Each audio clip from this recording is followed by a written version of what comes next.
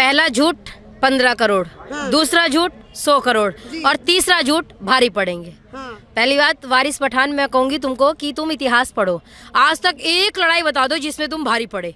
एक कांड किया था हमने नहीं, तुम्ही ने शुरू किया था, हमने कुछ नहीं किया था उसमें, और उसमें लेके आज तक तुम रोते रहते हो, हमारे साथ ये हो गया, ये हो गया। एक सन आपको याद दिला दो तो अभी तुम्हारे आंसू निकल आते हैं भाई साहब। और मुजफ्फरनगर में आप जब इन दंगा हुआ उस समय तो आपकी सरकार थी, उसके बाद भी आपको समझा दिया गया था कि आप ढंग से रहिए, किसी के साथ आप बदतमीजी नहीं कर सकते, किसी लड़की के साथ आप अभद्रता नहीं कर सकते। और आज फिर आप धमकी देने पे आ गए। और किसके बल पे धमकी दे रहे हैं? आपको लगता है कि वो यहाँ वालों के बल पे धमकी दे रहे हैं? उनको लगता है पाकिस्तान उनके सपोर्ट में आएगा। तो भाई साहब इतिहास उठा के देखो, जब आया है तब पिट के गया है। और अच्छा, इतने बड़े शेर हो और इतने बड़े भारी पड़ोगे तो इजराइल पे भारी क्यों नहीं पड़ते हो? अकेला इजराइल इनके 57 राष्ट्रों की नाक में दम किए है, कुछ नहीं बोल पाते। इतने बड़े भारी पड़ने वाले थे तो बौद्धों ने हथियार लेके भगा दिया म्यांमार से। जाओ ना, जो कीड़ा तक नहीं मारते, अहिंसक बौद्ध अगर हथियार उठा ले इसका मतलब समझो सामने वाला राक्षस है। उन बौद्धों ने इनको मार के भगाया कि नहीं भगाया? और वहाँ पे जाकर अगर इतना दम है तो उनको धमकी क्यों नहीं देते? हमको धमकी क्यों दे रहे हैं? क्योंकि हम तब तक इग्नोर करते हैं जब तक लगता है मूर्ख है, भोंक रहा है। हम लोग इन्होंने 15 मिनट का बयान दिया, हमने कुछ नहीं कहा, ठीक है भोंकते रहो। और सबसे बड़ी बात, उसने बयान दिया और क्या कह रहा है कि अभी शेरनिया मैदान में, अभी शेर लोग बोला, हाँ, जिस दिन हम मैदान में आ गए। तो भाई साहब, आज तक हमारा इतिहास रहा है, हमने कभी युद्ध में महिलाओं को आगे नहीं किया, चाहे वो कोई भी लड़ाई हो, हमने खुद लड़ी, अपने बल पे लड़ी। कभी भी ऐसे नहीं कर दिया महिलाओं तुम आगे जाओ। क्यों? क्योंकि पहले आप देखते थे जब लड़ाई होती थी तो गाय को आगे कर देते थे, क्योंकि हिंदू लोग गाय को नहीं मारते। तो कई युद्ध हम इसलिए हार गए कि गाय आगे हो जाती थी, तो हम लोग कहते थे नहीं गाय को नहीं मारेंगे, जब वो आएंगे तब उनको मारेंगे। तो वही वाली चाल चल रही है, महिलाओं को आगे कर दिया। और अगर महिलाओं को पुलिस ने एक भी डंडा मार दिया तो ये जो है ना, सारे पुलिस से तो वैसे भी खार खाए बैठे रहते हैं, वर्दी तो एक के तो ये ऐसे बिदकते हैं जैसे बिल्कुल मतलब पता नहीं क्या इनको हो जाता है, कहते ना ये जो गुंडागर्दी है इसके पीछे वर्दी है। और फिर क्या कहेंगे तुरंत, अरे महिला को मार दिया। महिला, भाई साहब जब महिलाएं गलती करने तुम्हारी शेरनी आई है तो शेरनी ही पिटेंगी।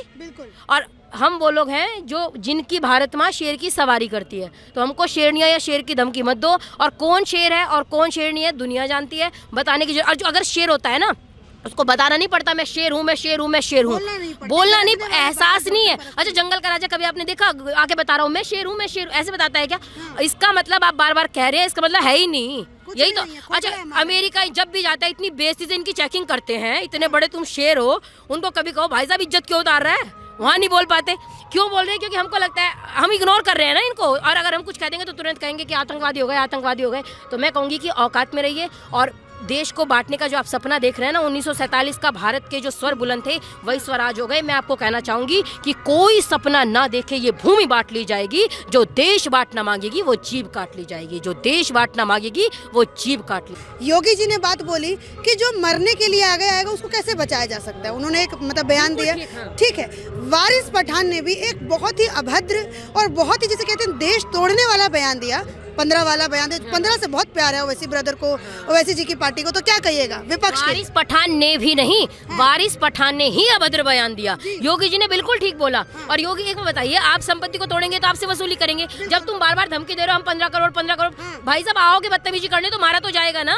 संविधान से चलेगा देश, तुम्हारे शरिया के कानून से नहीं चलेगा, तुम्हारे कहने से देश नहीं चलेगा। देश चलेगा, एक तरफ तो तुम संविधान बचाने की बात करते हो, यही कर रहे हैं ना। गांधी जी को लेके बैठे हम अहिंसक लोग हैं, इतने बड़े अहिंसक थे, दिल्ली को फूंक दिया। इतने बड़े अहिंसक थे, यूपी में आग क्यों लगा दी, पुलिस तक की गाड़ी को नहीं छोड़ रहे। अहिंसक नहीं हो, योगी बाबा का डंडा चला तो तुम्हारी बुद्धि ठीक हुई है, योगी जी ने एक्शन लिया तो बुद्धि ठीक हुई है। मैं सबसे अनुरोध करूंगी, भारत सरकार, जितने लोग, जितनी भी विपक्ष वाले बैठे हैं, सुनो भाई साहब, देश फूंक रहे हैं तो संपत्ति हमारी भी जाती है, टैक्स हम भी पे करते हैं, हमारा भी पैसा लगा है और आपका भी पैसा लगा है। विपक्ष वालों, कहीं तो ऐसे हो जाओ जो देश के साथ खड़े हो, कहीं तो ऐसे हो जाओ कि भारत आत्मा को और परमात्मा को मुंह दिखा सको कि जब देश जल रहा था हम अपने देश के साथ खड़े थे, हमने आग नहीं लगने दी। देश जलाओगे तो कल को अगर आप दूसरे के घर को जला के हाथ तापेंगे तो कल को आग आपके घर में जरूर लगेगी, अवश्य लगेगी। तो विपक्ष वालों, अगर आपको राजनीति करनी है, राजनीति करिए, आप राजनीति करने के लिए बने हैं, लेकिन देश को बांटने वाले लोगों के साथ मत खड़े होइए, क्योंकि ये देश सब कुछ माफ कर सकता है लेकिन देशद्रोह माफ नहीं करेगा। इसी पे कांग्रेस की एक प्रवक्ता थी, लेडी मंत्री थी, उन्होंने बात बोली, वारिस पठान किस मंत्री नहीं है, बस वो एक प्रवक्ता है, जो वो कोई बड़े ओहदे पे नहीं है। लेकिन योगी जी एक राज्य के मुख्यमंत्री हैं, उनके मुंह से ऐसी बातें शोभा नहीं देती। क्या बोला योगी जी ने? गलत क्या बोला? योगी जी ने कहा क्या पुलिस हटा लो? योगी जी ने बोला इनको क्या बोलते हैं? मोदी जी को बोला चाय वाला है। मोदी जी को इतना गलत बोल रहे हो, रोज उनकी माँ को आप गाली देते हो, रोज आप उनकी माँ को अभद्र करते हो। आप ये बयान योगी जी को समझा रही है कांग्रेस की प्रवक्ता मैडम, आपके लिए विशेष योगी जी को बयान देने और योगी जी को बड़ा उपदेश देने आई हैं। मैडम, भगवा को उपदेश देने से पहले राहुल गांधी का बयान सुनिए। क्या कहा था उन्होंने? देश के प्रधानमंत्री को, देश का प्रधानमंत्री है, मोदी जी से आपका विरोध हो सकता है, प्रधानमंत्री वो बीजेपी के नहीं है, प्रधानमंत्री वो आरएसएस के नहीं है, प्रधानमंत्री वो हमारे आपके पूरे देश के प्रधानमंत्री हैं। और इन्होंने क्या कहा? 6 महीने बाद ये जनता आपको डंडे से मारेगी। तो मैडम, पहले अपने राहुल गांधी को भाषा समझाओ, योगी जी को उपदेश मत दो। योगी जी ऐसों को तो खूब उपदेश देना जानते हैं, आप जैसे कोई ठीक किया उन्होंने अभी तक? एक बच्ची के बारे में क्या कहिएगा? बच्ची, उसके दिमाग पे ऐसा असर किया है कि पाकिस्तान जिंदाबाद जो हमारे देश में गाली के रूप है, वो उसने जाके मंच पे, और ओवैसी जी वहीं पे खड़े थे, वहाँ पे जाके बयान दिया। ओवैसी जी लगाने लायक नहीं है आप उसके नाम के। हाँ, ओवैसी, क्योंकि जी मतलब हम उसको सभ्यता कह रहे हैं या उसको हम सम्मान दे रहे हैं। ओवैसी वहाँ पे खड़ा था और उस बच्ची ने, और ओवैसी तुरंत आया, नहीं ये बयान मत दो। आप ये बताओ, उस बच्ची ने कहा हाँ, क्योंकि अब वही है ना, डंडा चलेगा। अब तो राष्ट्रगान भी जबरदस्त गा रहे हैं। अरे देखा गया कि माइक उनके सामने था, माइक के पीछे खड़े होके वो इट्स नॉट राइट कह रहे थे। क्या कहिए? अच्छा, उस बच्ची ने नारे लगाए पाकिस्तान जिंदाबाद। कितना माइंड वॉश ये हमारे देश के लोगों का कर रहे हैं। आप लोग देखिए, मैं सारे भारतवासियों से कहना चाहूंगी, आप ये देखो कैसा माइंड वॉश कर दे रहे हैं कि ये लोग पाकिस्तान जिंदाबाद के नारे लगा रहे हैं। कौन पाकिस्तान? पाकिस्तान 2 कौड़ी का देश है। हमने जब चाहा उसको तोड़ दिया, हमने चाहा बांग्लादेश बना लिया, उनकी औकात थी वो लड़ पाए। 19 कारगिल में हमने औकात बता के आए, 1971 में हमने औकात बताई, 1947 में कश्मीर छीनने आए थे, हमने औकात बता के भेजा। और वो तो हमारे ही लोग कुछ गलत थे, नहीं तो आज जो ये पीओ के लेके बैठे ना, हम लेके आएंगे, हमारा देश है, वो हमारे देश का हिस्सा है, तब तुम ले गए। और ऐसा आज तक जो तू पाकिस्तान जिंदाबाद के नारे लगा रही थी, उसके आपके बाद का वीडियो सुनी, वो भी मैंने सुना। उसने कहा कि मैं केवल एक चेहरा हूँ, उसका ये बयान है। पूरे देशवासी ध्यान से उसको सुनिए। उसने कहा मैं केवल एक चेहरा हूँ, मेरे पीछे पूरी लॉबी काम करती है, मेरे पीछे पूरा सिस्टम काम करता है, मेरे पीछे मेरे माता पिता, हमारा पूरा संगठन कार्य करता है, वो बताता है कैसे बयान देने हैं, कहाँ बोलना है। वो बच्ची के एक बयान नहीं थे, उसके अंदर का जहर था, केवल उसके अंदर का नहीं। उसने खुद कहा कि ये केवल एक चेहरा नहीं है, मेरे पीछे बहुत मम्मी पापा, पूरा सिस्टम बताता है, पूरा संगठन बताता है। तो कैसे कैसे षड्यंत्र हमारे देश को तोड़ने के लिए चल रहे हैं। अगर हम आज नहीं जगे तो जागने का समय नहीं रह जाएगा। मैं देशवासियों से अनुरोध करूंगी, जागिए। जो देश तोड़ने वाले लोग हैं ये सड़कों पे हैं, आपको इनका जवाब देने के लिए आना पड़ेगा। नहीं तो कि एक रात में कश्मीरी पंडित लोग, मुझे कहते हैं डर नहीं लगता, कब तक डरेंगे? मैं इनको भी कहना चाहूंगी जो 15 मिनट के हटाने का बयान देते हैं कि इतना मत डराओ कि डर ही खत्म हो जाए। तुमको ही दिक्कत होने वाली है। तुमने कश्मीरी पंडित एक रात में भगा दिए। मुनव्वर राना शायरी ट्वीट करते हैं क्या, एक आंसू भी हुकूमत के लिए खतरा है, आपने देखा ही नहीं आंखों का समंदर होना। तो मुनव्वर राना साहब, आज आपको याद आया आंसू का समंदर होना? जब कश्मीरी पंडित एक रात में उनकी माँ बहनों के साथ गलत करके घर से बाहर कर दिए गए थे, तब आपकी आंखों का आंसू कहाँ चला गया था? जब कैराना में पोस्टर लगाए कि घर खाली करो, तब कहाँ चले गए थे? जब हमको विस्थापित कर दिया जाता है, आज भी कश्मीरी पंडित अपने अधिकार के लिए लड़ रहे हैं, तब आपके आंसू क्यों नहीं बहते? जब हमारे ऊपर अत्याचार होता है, जब दिल्ली में सरेआम डॉक्टर नारंग को मार दिया जाता है, तब आपके आंसू कहाँ चले जाते हैं? जब एक बच्ची रिया, उसने केवल इतना कहा कि मुझे आदिल स्वीकार नहीं है क्योंकि मेरे धर्म का नहीं है, उसको मार दिया जाता है, तब आपके आंसू कहाँ चले जाते हैं? इस देश को बांटने की राजनीति मत करो। इस देश के आपने बहुत टुकड़े कर लिए। अफगानिस्तान दे दिया हमने, पाकिस्तान दे दिया हमने, बांग्लादेश बना के दे दिया हमने। आप ये बताओ ना, मुझे आज तक एक छोटा बच्चा, पहले मुझे यही क्लियर है, मूल में ही भूल है, एक छोटा बच्चा भी जानता है कि जब कोई चीज बटेगी वो बराबर बटेगी, है ना?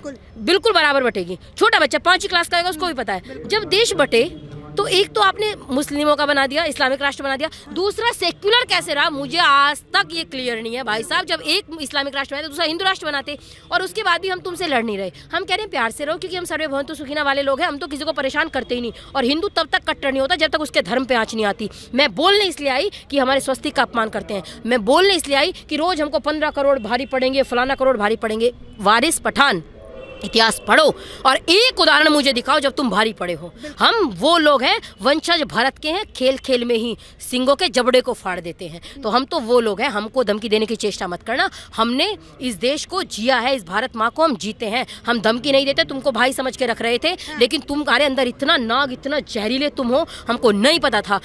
लोग इतने कट्टर नहीं थे। इनको सुन सुन के कितना क्रोध आता है। एक छोटे बच्चे को तुम बताओ, तुझे हम मार पीट के बाहर कर देंगे, तुझ पे हम भारी पड़ेंगे। कब भारी पड़े? तुम रोज धमकी देने आ रहे हो। पहले इतिहास पढ़ो ढंग से, पढ़ लिख के उसके बाद बात करो। गंवार लोग हैं, मूर्ख लोग हैं, बस साजिश करनी जानते हैं, देश बांटना जानते हैं, बंटवारे की राजनीति करी है आज तक, उसी की रोटी खा रहे हैं और वही कर रहे हैं। ठीक है, अब शाहीन बाग पे क्या कहिएगा? शाहीन बाग जो पिछले 65-68 दिनों से मुद्दा बना पड़ा है, तीसरी अब जाएगा उनसे बात करने के लिए, तीसरा जो मतलब एक क्लास बैठाया जाएगा, सुप्रीम कोर्ट के वकील इनसे दोबारा बात करने जाएंगे। 2 बार बात कर लिया, कोई नतीजा नहीं निकला, खाली करने को तैयार नहीं हो रहे हैं ये लोग। और फिर ये जो वारिस पठान जैसे लोग, ओवैसी ब्रदर जैसे लोग और हवा दे रहे हैं, क्या कहिएगा उन लोगों? पहली बात, उसको हवा में आना चाहिए या फिर अपनी दिमाग की बत्ती को खोलना चाहिए? शाहीन बाग नहीं, उसको कहिए तौहीन बाग। वो तौहीन बाग है, शाहीन बाग नहीं है। और अगली बात, उनको जो वो लोग वहाँ बैठे हैं, और वारिस पठान ने कहा अभी तो शेरनिया मैदान में है, जब शेर आएंगे तब क्या होगा। हाँ। तो आप वारिस पठान जी बताइए, क्या आपकी बीवी उसमें है?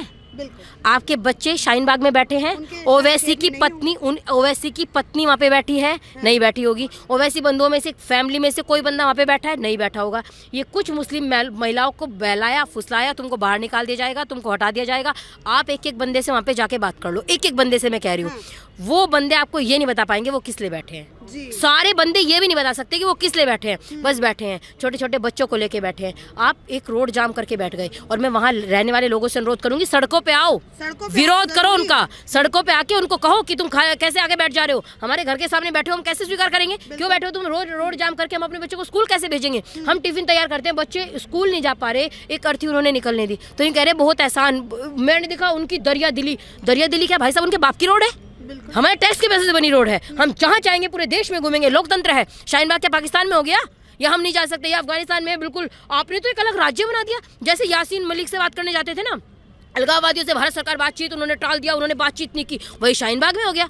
और मैं कह रही हूँ शाहीन बाग वालों, यासीन मलिक की हालत देख लो, और तुम्हारी होने में देर नहीं लगेगी। सभ्यता से रहो, और तुमको कोई मांग नहीं है तुम्हारी। और जो बैठे हैं, आप एक महिला से मुझे बस ये बतवा दो, कोई भी बंदा सामने आए और मुझे ये बताए कि सीए से भारत के किसी भी नागरिक की नागरिकता छीनी जा रही है क्या?